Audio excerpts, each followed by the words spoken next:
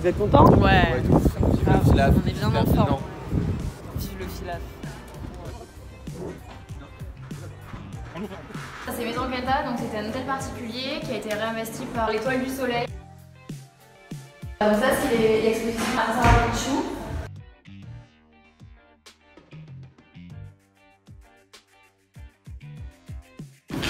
C'est incroyable. C'est joli hein?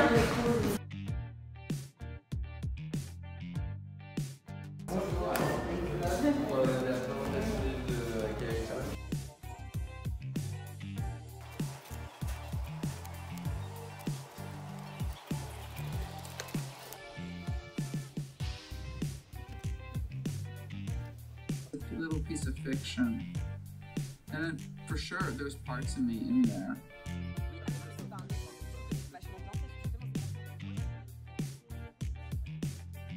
Ben là, on sort de la cave. Une expérience angoissante, hein. On est tous un petit peu fébriles.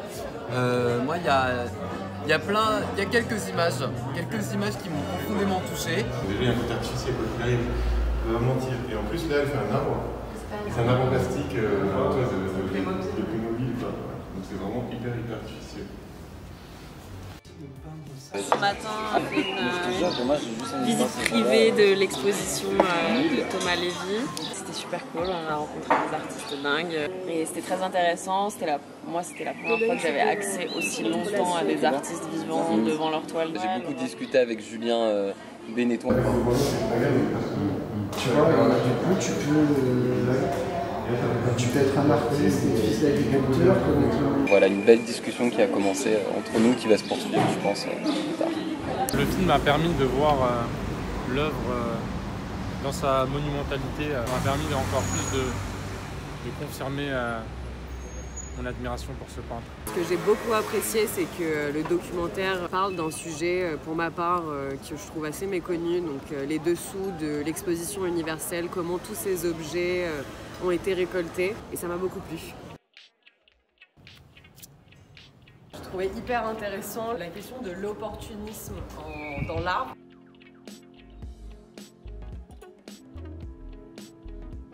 C'est vrai que c'est un artiste que je connaissais déjà à la base et j'aimais beaucoup son travail.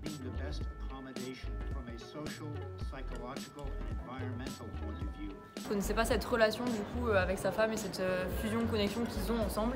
Et c'est ça que j'ai beaucoup apprécié dans ce documentaire, c'est de voir cette connexion qu'ils entretenaient et ce travail qu'ils faisaient tous les deux. Nous sommes allés à la librairie Torquatis pour assister à la conversation entre Maëlys de Kerangal et Jean-Marc Beau autour de l'auteur Claude Simon. C'était un hommage à l'auteur qu'on ne connaissait pas vraiment avec Nicolas. On avait lu quelques pages des Géorgiques et c'était une écriture qui nous semblait difficile et finalement Maëlys de Kerangal nous a vraiment donné envie de poursuivre son œuvre. Elle nous a lu des extraits de l'Acacia qui m'a vraiment donné envie de lire ce livre. C'est comment la journée? Il n'y a que 3 choses que j'aime dans ma vie. Ma mère, la panna cotta et Maëlys de Kerangal.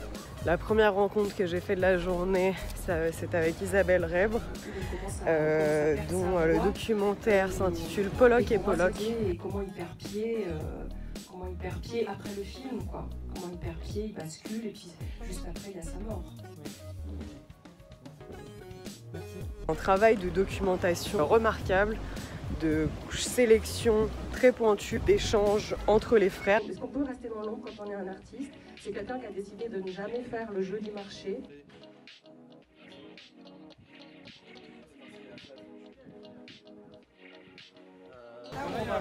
Je suis super contente, je viens de voir le film sur Pierrick Saurin et du coup c'est un artiste que j'aime beaucoup qui est très simple et très complexe à la fois et je trouve que ce documentaire lui le ressemble vachement et je suis très contente d'avoir vu ces films. Night Vision de Clara Close m'a beaucoup interpellée.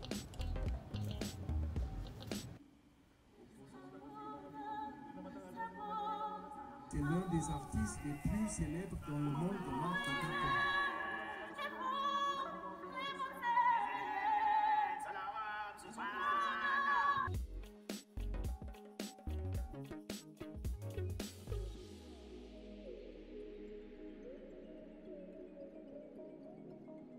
Le petit film avec les enfants, j'ai pas grand chose à dire à part qu'il m'a beaucoup fait rire. En plus de l'élaboration sous forme de portrait vraiment complet avec des archives et des voix off des intéressés, le montage m'a beaucoup plu parce que je trouve qu'il est d'une créativité au moins aussi grande que celle des femmes dont on parle. Isolate a particular word because of its shortness. Donc on vient de voir le film de Christophe Chassol qui s'appelle Nola Chérie et je pense que c'est une révélation de ciné expérimental, en tout cas pour moi aussi, parce que je pense qu'il nous donne vraiment à voir la musique et c'est une démarche qui est assez unique.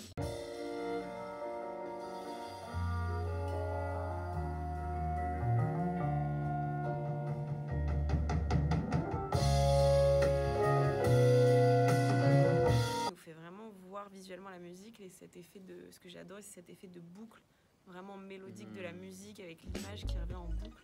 Ouais.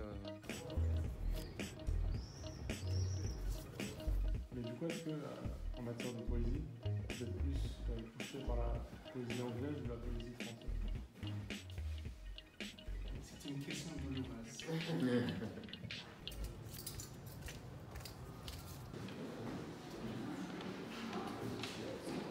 Donc on vient d'assister à une lecture et une discussion avec Denis Silson, qui a donc écrit l'ouvrage Malangocha, qui est en fait une ode à la langue française, car c'est un auteur anglophone. On va voir la présentation du livre L'Amérique retraversée. Ce qui vient inspirer la cinéaste, là en l'occurrence un photogramme du diable probablement de Robert Bresson. Ouais, je suis chaud d'aller voir un peu le film de Disney.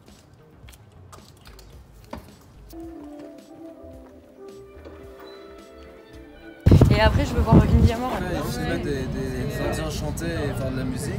Et lui par-dessus il faisait un montage où en gros il copiait les images, il remettait les images depuis le départ et il remettait de la musique. Et lui il avait enregistré ensemble. C'est trop bien.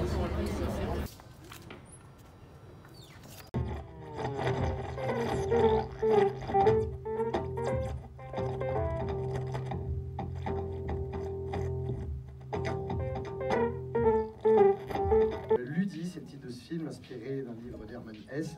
Cette langue est en mesure d'exprimer le contenu et les résultats de presque toutes les sciences et d'établir des rapports entre eux.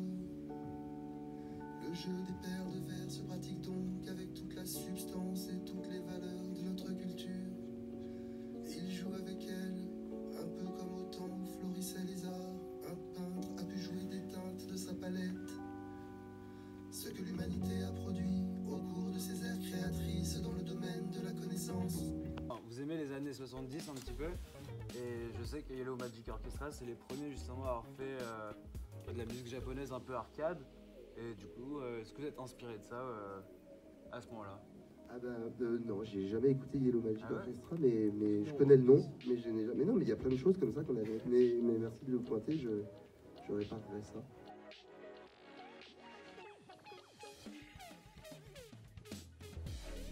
En créant ce tableau, j'avais à l'esprit le chardonneret de Fabricius.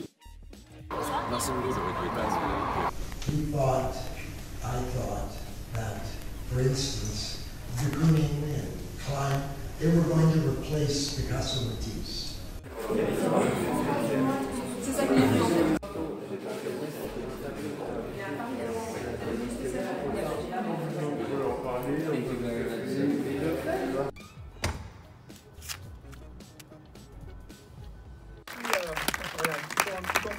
dans les semaines à venir sur les réseaux sociaux, je vous invite à le suivre.